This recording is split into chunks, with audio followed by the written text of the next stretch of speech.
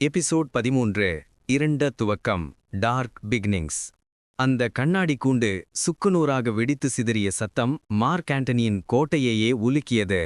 புகை மண்டலத்திற்கு நடுவே இருந்து வெளியே வந்த சிறுவன் குட்டி ஒரு சாதாரண சிறுவனைப் போல பயந்து அழவில்லை. அவன் நிமிர்ந்து நின்றபோது அவன் கண்கள் கருமையான மை ஊற்றியது போல முழுவதுமாக இருண்டு போயிருந்தன. அவன் உடலிலிருந்து ஒரு விதமான கருப்பு புகை டார்க் ஆரா வெளியேறிக் கொண்டிருந்தது. இதை பார்த்த சைபோர்க் மார்க் ஆண்டனி வெறித்தனமாக சிரித்தார். பார்த்தீங்களா, இதுதான் என் மாஸ்டர் பீஸ்.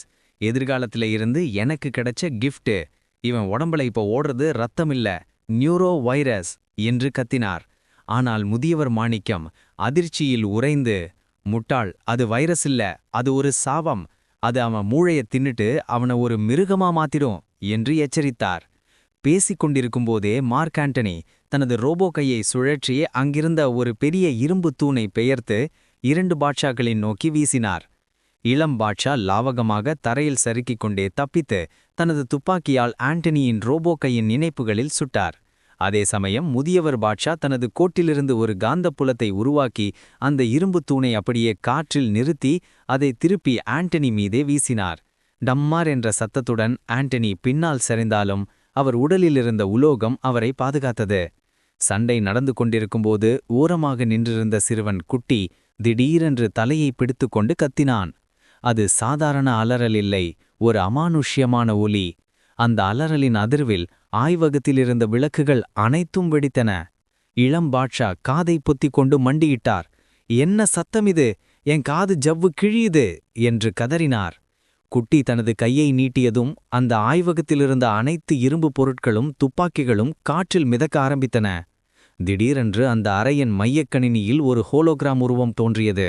முகம் தெரியவில்லை, ஆனால் ஒரு குரல் கணீரென்று ஒலித்தது. ஆண்டனி, நேரமாச்சு, அந்த பையனை அழைச்சிட்டு வா, ப்ராஜெக்ட் ஸ்பைடர் ஆரம்பிக்கணும். அந்த குரலை கேட்ட முதியவர் மாணிக்கம் உறைந்து போனார். இந்த குரல், இது 2050இல் உலகத்தை ஆண்ட சர்வாதிகாரி குரோனஸ் என்று உணர்ந்தார். மார்க் ஆண்டனி சுதாரித்து எழுந்து ஒரு ரிமோட்டை அழுத்தி தரையில் ஒரு பெரிய டைம் போர்ட்டலை திறந்தார். போர்ட்டலின் ஈர்ப்பு விசை எல்லாவற்றையும் இழுக்கத் தொடங்கியது. ஆண்டனி சிரமப்பட்டு நடந்து சென்று சிறுவன் குட்டியின் கையை பிடித்தார். உடனே இளம் பாட்ஷா ஆவேசமாக பாய்ந்து சென்று குட்டியின் மறு கையை பிடித்தார். இப்போது சிறுவன் குட்டி நடுவில் இருக்க ஒரு பக்கம் மார்க் ஆண்டனியும் மறுபக்கம் இளம் பாட்ஷாவும் இழுத்தனர். குட்டி, நான் உன் அப்பா ஃப்ரெண்டு, வந்துடுடா என்று இளம் பாட்ஷா கெஞ்சினார். ஆனால் குட்டி தனது கருப்பு கண்களால் இளம் பாட்ஷாவை பார்த்தான். அவன் உதட்டில் ஒரு விசித்திரமான சைக்கோத்தனமான புன்னகை, எஸ்ஜே சூர்யா ஸ்மைல் தோன்றியது.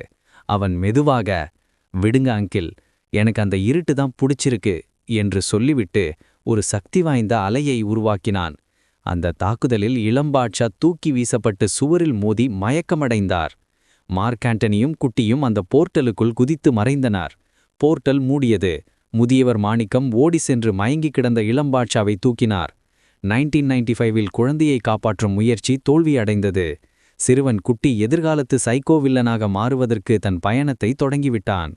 அப்போது முதியவர் மாணிக்கத்தின் கையிலிருந்த டைம் பிரேஸ்லெட் சிவப்பு நிறத்தில் ஒளிர்ந்தது. வார்னிங், டைம் லைன் அன்ஸ்டேபிள் என்று எச்சரித்தது. இல்ல, இன்னும் முடியல என்று முதியவர் கத்தினாலும் காலை இயந்திரம் அவர் பேச்சை கேட்கவில்லை. ஒரு ஒளி வெள்ளம் அவரை 1995இலிருந்து மீண்டும் 2025க்கு இழுத்துச் சென்றது. கண்மூடும் முன் அவர் கடைசியாக பார்த்தது மயங்கி கிடக்கும் இளம் பாட்ஷாவையும் இடிந்து விழும் மார்க்